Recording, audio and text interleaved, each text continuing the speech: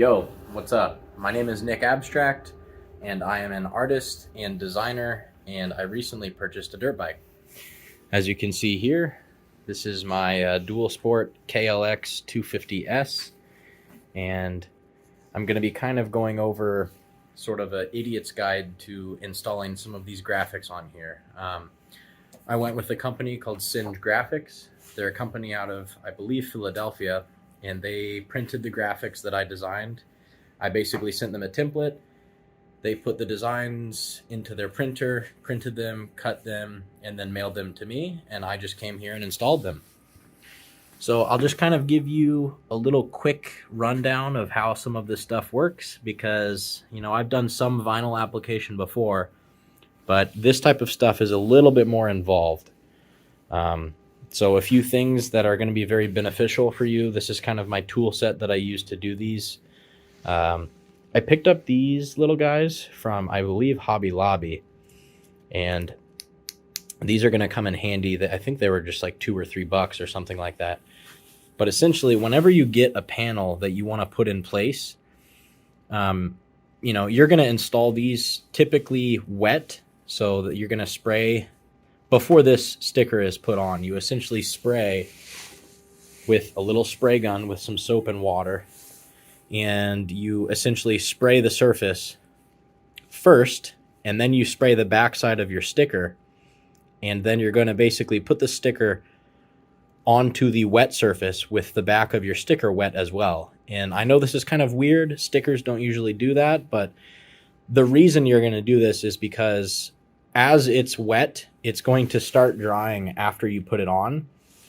And the reason this is handy is because if you happen to put it in the wrong place, unlike a regular sticker, since it's wet, you can kind of move it around and make sure it's malleable. So let's say you already sprayed this, you sprayed the back side of your sticker, you put your sticker on. These little guys come in handy because you can kind of just clamp them in place. And so that way, when you have your final arrangement, you can basically just kind of clamp a few of these guys in. And then I have a few of these vinyl squeegees. These come in handy. I think I got these just on Amazon. These ones work a little bit better because there's a rubber tip to them. And essentially, you're just going to squeegee out any water and soap that you've sprayed on the back of that. This is going to take air bubbles out. You can also go over some of the creases here where things start to bend over the corner, because these are going to be the hardest parts of these installs. Putting a flat piece of plastic and squeegeeing some of the water out and letting that dry, that's easy. But some of these little lips and curves are going to take a little bit more time. And with that, I found that using a heat gun definitely helps out. So I have mine, I think this is from Harbor Freight. I had it on setting 6, and I'd put it 2 clicks up, and essentially just go across the top and heat this top edge right along here. And you want to kind of get it to where, it's going to reach a temperature where it starts to be more malleable. This area here starts to sort of bend and become flexible. And that's when you have it at the perfect temperature. Sometimes I would also spray the bottle when it's hot. Give it a good spray. That way your squeegee will go over it. And from there, you can start to squeegee it as it's hot because you have water sprayed over top of it. You can squeegee some of these edges out.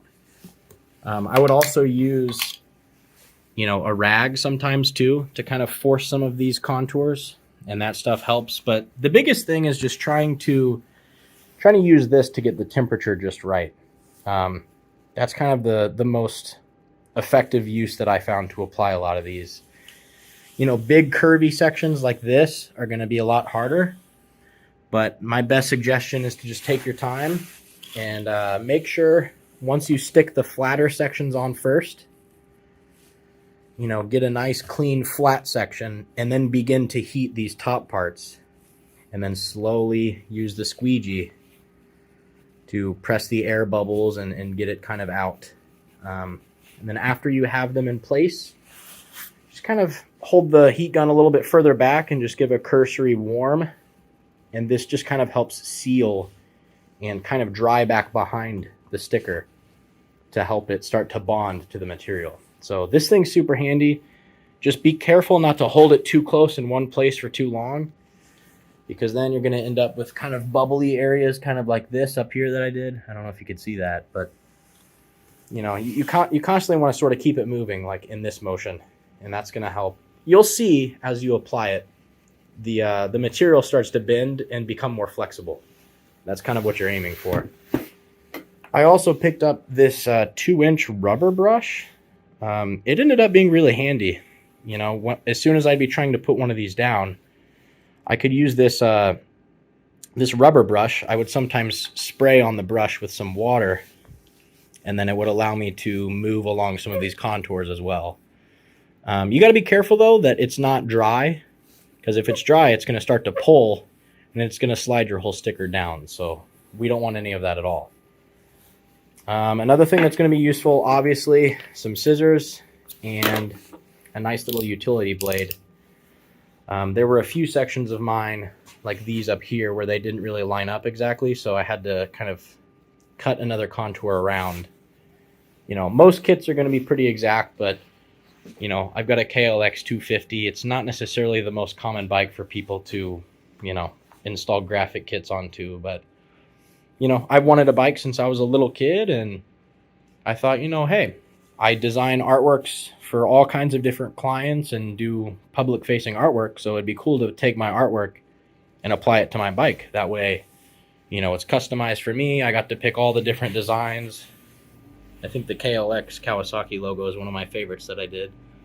Added some highlights and some extra details and stuff in there, but you know, it was a fun time. It took me probably, I'd like to say, maybe 5 or 6 hours to actually install all these. I'm sure people who do this for a living can install them much quicker, but the first side I did was definitely harder, and I really took my time and tried to just, you know, not rush, try to learn the medium and learn how to bend some of this vinyl, because it is kind of tricky. It's not like a sticker. You just slap it on and move. You really got to take your time and, you know, make sure that there's plenty of water being applied, so that if you do make a mistake, you can reposition and readjust and just use the heat gun to help caress some of the edges around. I mean, I didn't do the most perfect job in the world. As you can see, there's a few other sections, like, you know, right here, I need to use the heat gun again to try to smooth some of that out. But generally speaking, I think I did an okay job. This is the first time I've ever done this. You know, I've done some vinyl jobs before for artwork installs on a wall, but, you know, installing artwork onto these very contoured surfaces is definitely a little bit more difficult. So if you have any questions at all about this process, you know, there's plenty of videos out there, but there's not a lot of people responding to some of the comment section about how to do this. So I'll be monitoring the comment section here. If you have any questions, any, you know, material supply suggestions you need, feel free to hit me up. But yeah, this is my bike. I'm super stoked on it, and can't wait to go ride it around and, you know, probably scratch it up and, you know, hopefully not completely destroy these babies, because I really delicately took a long time to do them. But the good thing is it's a nice slick material. It's gonna, you know, deflect a lot, and I don't think it's gonna scratch very easy too. So time will tell. We'll see. But feel free to let me know. See ya. Peace.